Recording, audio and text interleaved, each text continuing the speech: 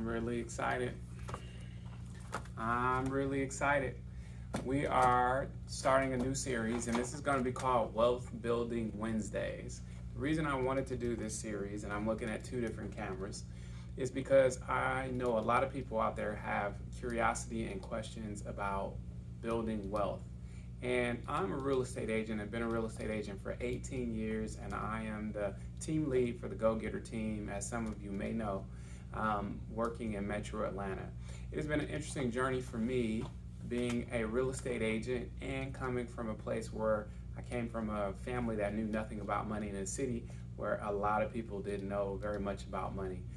So wealth building has become one of the central themes for something I wanted to learn so that I could pass it on to future generations. And I know a lot of you out there are just like that.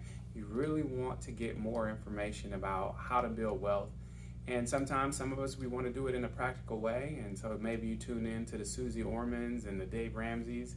And some of us, we want to reach for the stratospheres.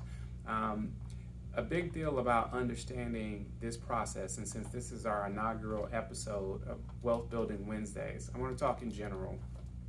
A big piece about building wealth is to really know where it is you want to go and what you want out of it. You will always hear me start any conversation about money, life, relationships, health, always with that first piece of where is it that you actually want to go. For me, I think when I first started in the process of building wealth, I wanted to be some gajillionaire and have some big, large sum of money until I realized that wasn't actually aligned with what I wanted for my life. What's more important for me as a person who is a family-oriented person is really financial freedom. Financial freedom and having a bajillion dollars looks two totally different ways. If your desire is to build the bajillion dollars, you take way more aggressive steps. Maybe you focus on specifically building a company and trying to grow that company to be as big as possible. Or if you want to go the other way, where financial freedom is your kind of your track, you may focus more on how can I create sources of income that can allow me to, be able to fund my life and step away from a job. Either way, I can tell you some of the finer points that we're going to start with today on our Wealth Building Wednesdays with the Go Getter team is really to try to help you understand the very basics. I literally just got off a mentoring call with somebody that I mentor on a regular basis, asked me to mentor her kids, and I'll be doing something with them over the next couple of weeks when I get back from a big vacation that we're going to take. A lot of people ask me in real estate, they say, Chris, are you in town? And the reason I have to ask that question is because a lot of people know my wife, myself, my family, my friends, and my kids, we often go off on very nice vacations. The reason I'm able to do that is because I've learned how to build wealth. So I wrote a couple notes so I can cover some fine points. The big four things that you need to know to actually effectively build wealth is, one, you need to learn how to earn money. Most of us, we know one track, and a lot of us are becoming aware of the other tracks. One track is you go off and you get a job, you go to work, you earn a paycheck, and that's how you earn money. Some of us are becoming aware of different things like starting businesses. Some of us have side hustles. Some of us have two jobs. There's a lot of different ways that people are approaching earning money. A second thing that we can do is learn how to keep money. And this is where far fewer of us actually are successful. Many of us can go out and get a job. Some of us can even move forward with starting a business. Some of us can make a really successful business. But a lot of people that I come in contact with are not very good at keeping their money. Here's a secret to keeping your money. You've got to be very clear on why it's important for you to save money, right? Saving money is the first foundational step. And I hear a lot of people bash the idea of saving money because you hear some speakers talk about growing, but the thing that they're trying to do is get your attention with the flashy numbers and the flashy ideas, because the flash will always get your attention, right? It got my attention, caught my attention many times where I was trying to figure out how can I grow. And what I realized is you also need to learn first how to keep the money, because you can grow money, and if you can't keep it, you'll be out of it in no time. So first stage, earn money. Second stage, learn how to keep money. Best way for me in the early days to keep money is to put it in a place that I couldn't touch easily. Whatever place that I was saving, try to make sure you don't have a debit card for that. You don't have a checkbook for that. You want to put it away someplace where it is literally off the table for you.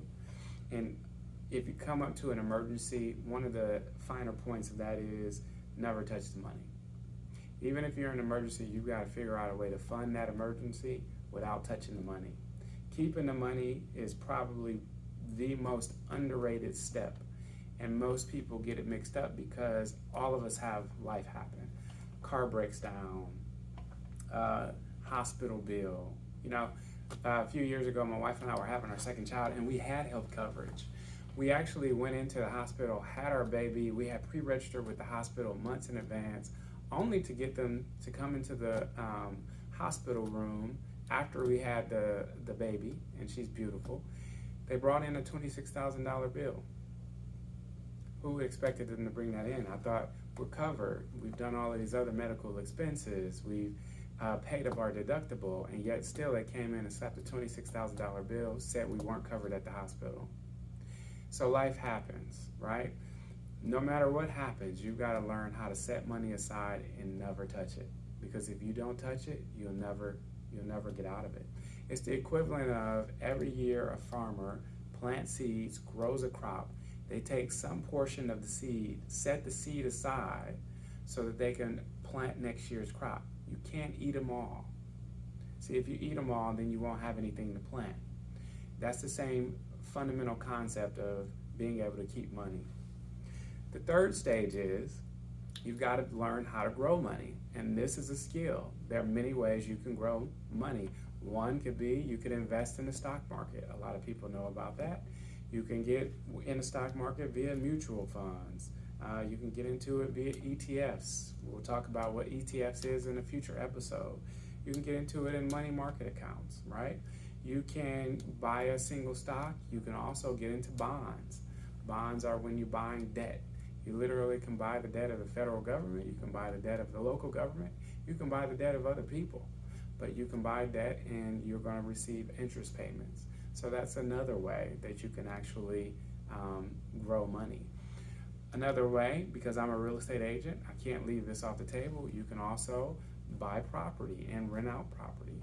There's different ways you can rent out property, and I hope at some future point we'll have guests on here to talk about some of the more exotic ways that people find to rent out property. There are a lot of creative ways today.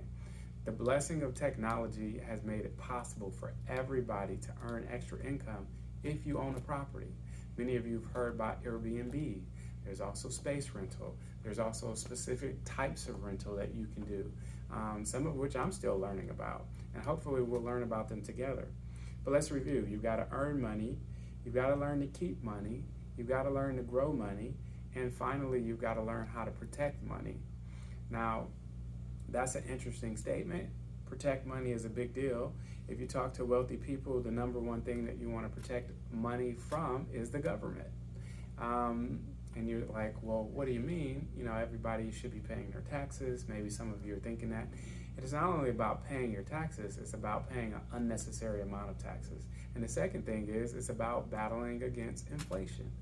You have probably been watching the news the last, 6-7 months and heard all this conversation about inflation. Well, the inflation over the last year or so is upwards of double digits. So let's just say 10%. That means if you have $100, your $100 is now worth $90. And all you did was hold it.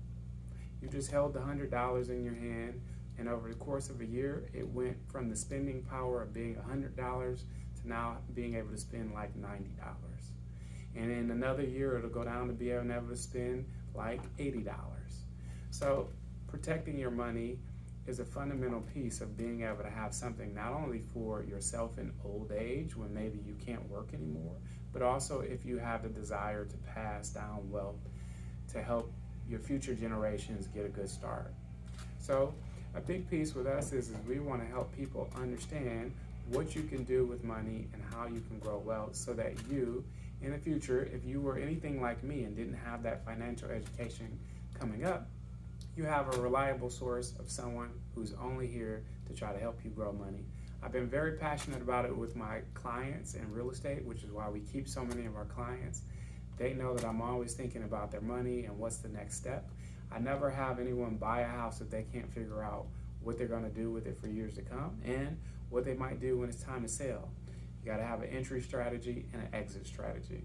A lot of people right now are coming to me and saying, hey, we hear now may not be the best time to buy real estate. My answer is always the same, which is it depends. It depends on your situation. Everybody can give you general advice about buying real estate or whether to buy stocks or not. But the reality of it is your specific need makes a difference. I am not a certified financial planner, so a lot of what I'm going to be talking about will come to me through information and advice that I've gotten from certified financial planners and also what I read. So today I want to make a recommendation of a great book that was recommended to me, and it's called How Money Works. How Money Works. And the author of it is Tom Matthews and Steve Siebold. And it's called How Money Works, Stop Being a Sucker. And I think that's probably a little bit strong to call people who don't know how money works a sucker, but if you don't know how money works, it means that you are subjected to it. You're subjected to the forces of the economic system. You've got to learn how to use your money, how to maneuver your money so that it's there for you when you need it. At some point in life, we all have things happen, especially when we get older. There are people who are in far less health than when I was growing up. And at some point, you're going to need to fund your retirement and all the medical bills that might come along. If you like eating anything you want to eat like I do, if you like cake like I do, if you like fried chicken like I do, that's not good for the health. So at some point, we might have to pay the piper and be in front of the doctor and have a conversation that's going to cost us a lot of money. You're going to need to have money at a future date. Not only that, you don't want to be a burden to your family, to your kids. They're going to need their money too. So my hope here is we start a conversation today, and there are lots of people talking across YouTube and across Instagram. But my hope here is that my audience, people who are already with me, the people we work with as customers and clients, hear this and learn some of the lessons I've had to learn over the last 18 years of being in real estate and the last 25 years of my life of being an adult. I can tell you that the recession started me on a process to teach me a lot, and I hope that you will benefit from these lessons that I've had to learn in the future.